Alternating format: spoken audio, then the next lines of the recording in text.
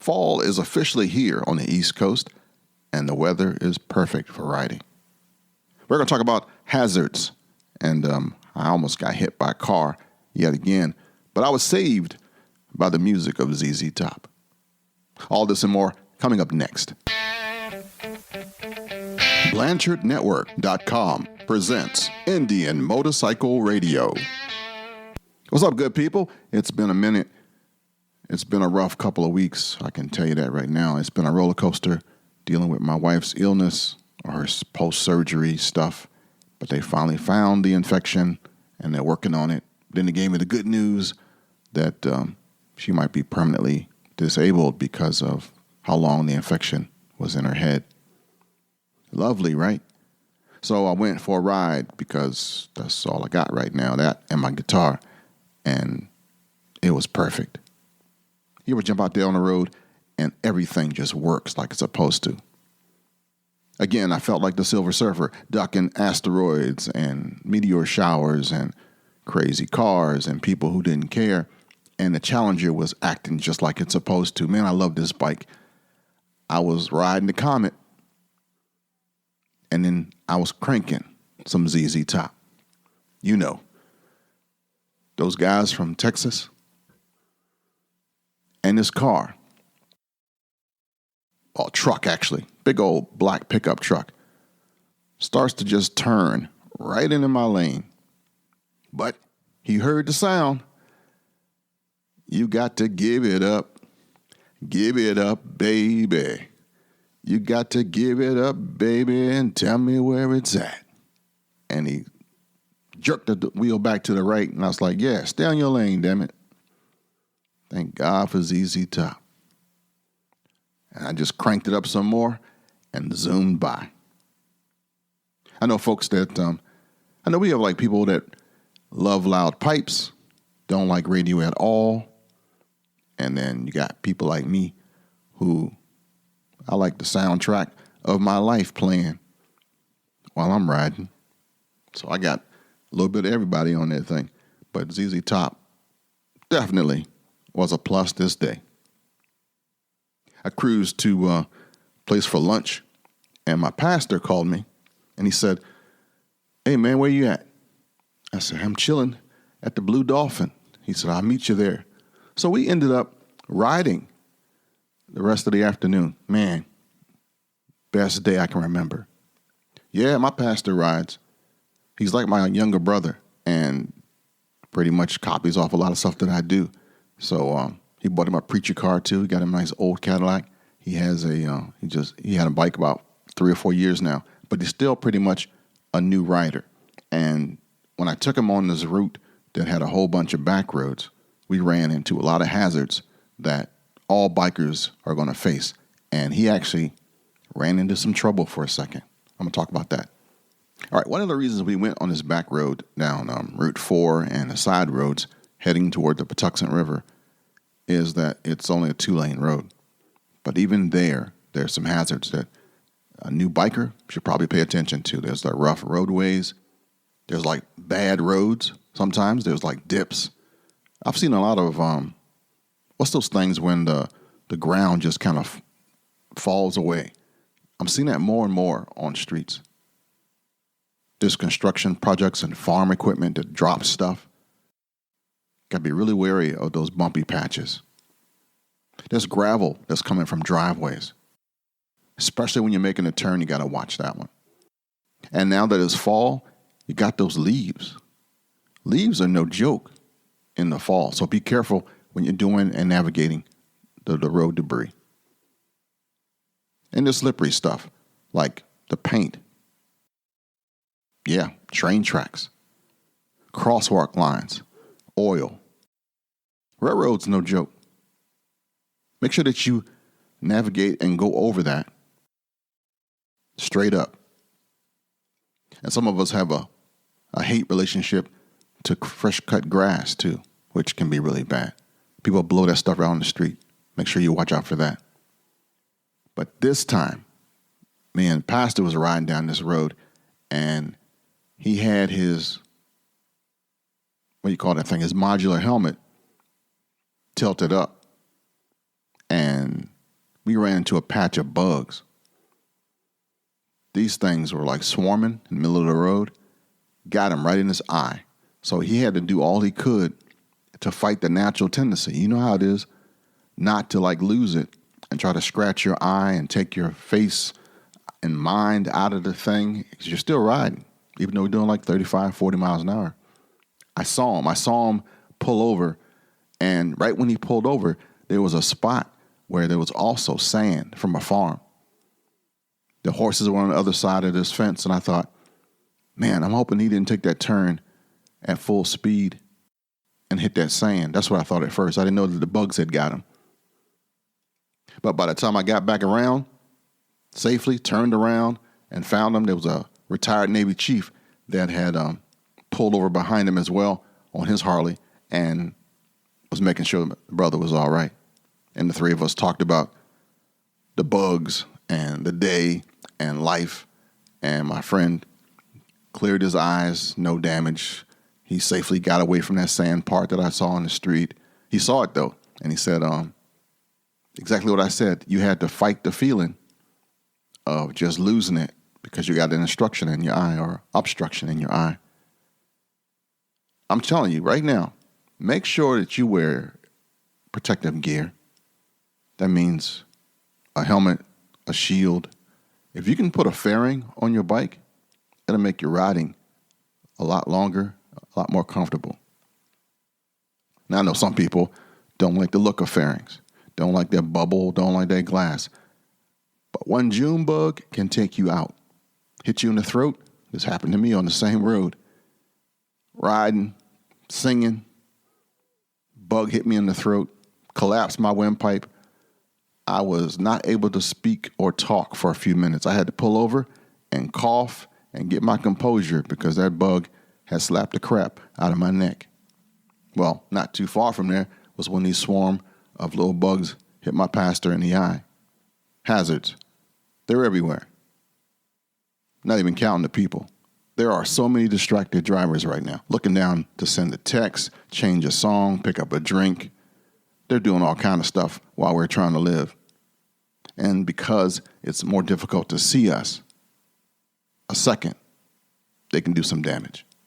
So make sure when you approach a car, when you get next to a truck, when you're anywhere near there, that you are quickly looking for a way out. They decide to change lanes. They decide to do something stupid. You're already 3 steps ahead. Don't get caught up. Even if you're singing a song, pay attention. You got to learn how to walk and chew bubblegum at the same time. Yeah, I know you know all this stuff, but I'm just here to remind you so that maybe you'll think of this stupid little story that I just told you about the June bug hitting me in the throat or the bugs smacking my pastor in the eye so that when you're riding, you don't forget. And then after we got through that part, we finally took a rest break and watched the Patuxent River for a couple of minutes before going to get some gas. And that's when the shock hit me. Have you noticed the prices of gas right now? It's over $4 here in Washington, D.C. area. Gas prices have steadily climbed higher this year. And we're paying, according to the reports, more than we ever have in 7 years. The national average price for a gallon of gas used to be $3.22, like a couple of weeks ago, which is still the highest since October 2014. In California, the average price is more than $4.42. In some place called Mono County, it's $5. In Texas, the U.S. oil benchmark traded around $77 per barrel after topping $79 in the prior session for the first time since November 2014. And a year ago, believe it or not, oil was only like $40 a barrel. Are you glad you ride? Will you be riding more because of the gas prices? Or is it still just a hobby thing for you? I wonder how the season's going to be this year. How long can we ride before the snows hit? For the East Coast people, for those who are in the South and out West, they don't have to navigate that. Bless you. But let me know, how long do you ride? What's your cutoff date? Do you stop around Thanksgiving? After Halloween, do you put it up? When is your, this is it for the season time? Send me an email to kenn.blanchard@gmail.com. kenn.blanchard@gmail.com. Let me know.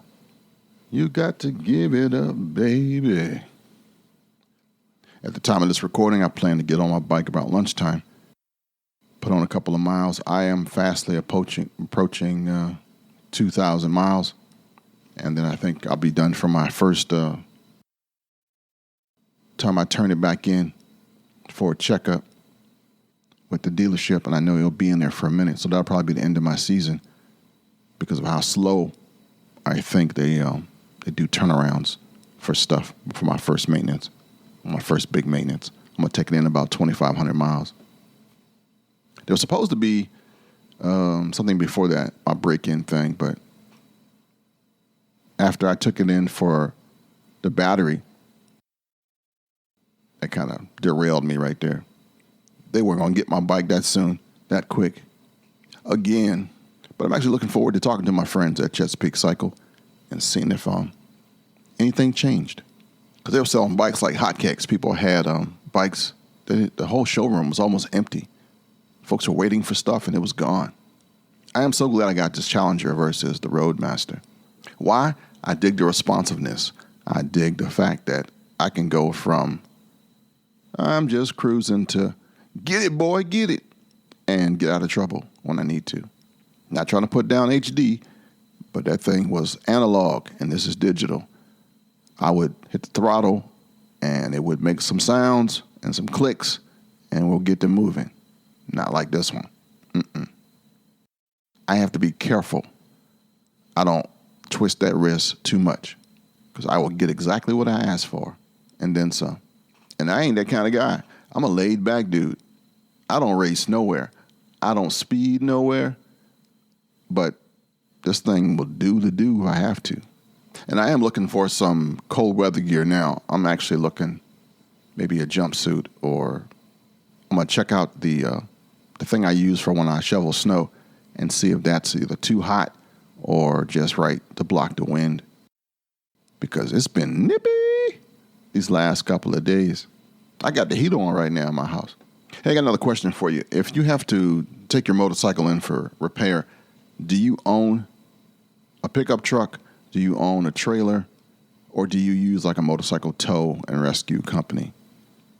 I was just wondering what the profitability would be if I would start my own motorcycle tow company.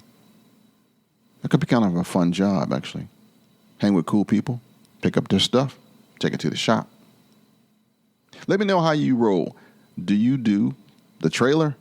Do you have a pickup? Got a friend, a buddy?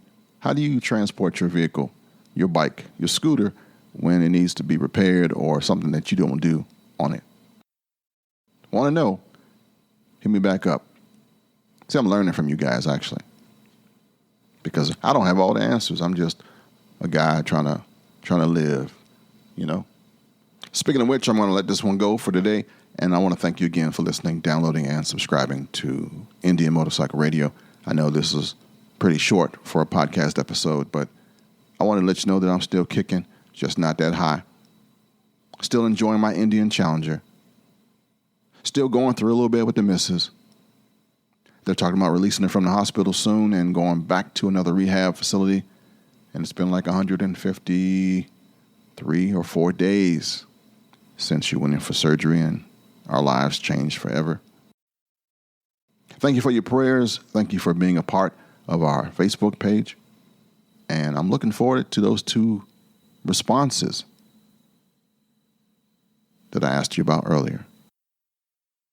You can check us out at IndianMotorcycleRadio.com, and we are located at BlanchardNetwork.com. Just in case nobody else has told you this today, I love you, and there's not a damn thing you can do about it. Work here is done. I'm needed elsewhere now. I'm needed wherever outlaws rule the West, wherever innocent women and children are afraid to walk the streets. wherever a man cannot live in simple dignity, and wherever a people cry out for justice. All right, you caught me. Speak the plain truth. It's getting pretty damn dull around here. All right, my friends, that's it for this week. I want to thank you for listening, downloading, and subscribing to your favorite righteous podcast, Indian Motorcycle Radio. Now may the road rise up to meet you. May the wind be always at your back. May the sun shine warm upon you. And until we meet again, may God hold you in the hollow of his hand. Kickstands up. Let's ride.